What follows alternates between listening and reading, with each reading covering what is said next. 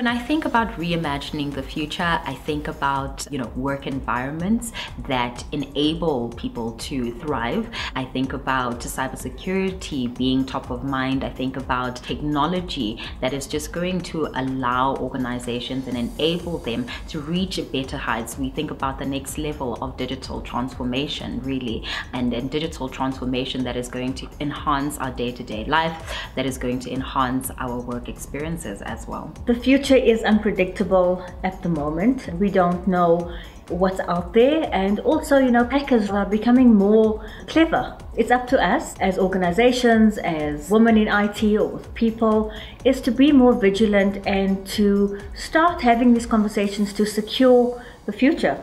And while they are your assets, people are your greatest risk. If they are not trained and educated with cybersecurity, cyber awareness, we will always have these issues. These issues will always prevail. They will always be there. And it would be a hacker's paradise. A common theme that I found for today was it all comes down to our people. If you don't have a security culture embedded in your staff, in your employees, no matter what intervention you put in, it won't be foolproof, it won't be bulletproof. I think that start with the basics of embedding that culture of security and then layer that on with the different tools and technology so it becomes holistic. In talking about what's happening now, we have to put in a different lens of what does that look like in the future? And some of the topics that came out today actually shows us that there's still a lot of frameworks, there's still a lot of conversations, there's still a lot of technology that needs to be explored to give us that confidence that are we future ready when it comes to cybersecurity. The session was about security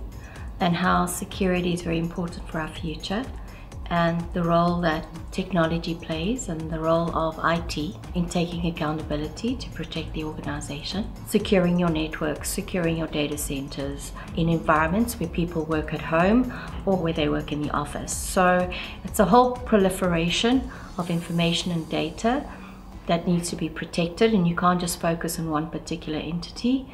You actually have to look at the entire environment and make sure there are no holes. Otherwise, your security posture will be weakened.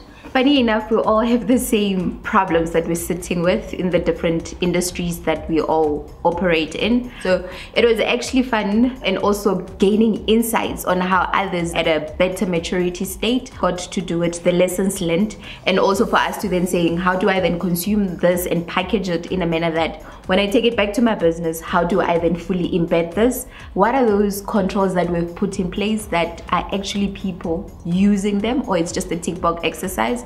And even if it's a tick box exercise, it's also feedback to us on what nuances we now need to take into account and the changes that we need to start implementing in our everyday business operations. My hope is that we will all continue to strive to closing the gap from a skills perspective, sharing our knowledge and work experiences with the younger generation, making them excited about security, and constantly enabling people to be more security aware, bringing it into discussions sooner rather than later so that we can break down the silos that we see in some of the organizations where security is seen as the inhibitor and not the enabler.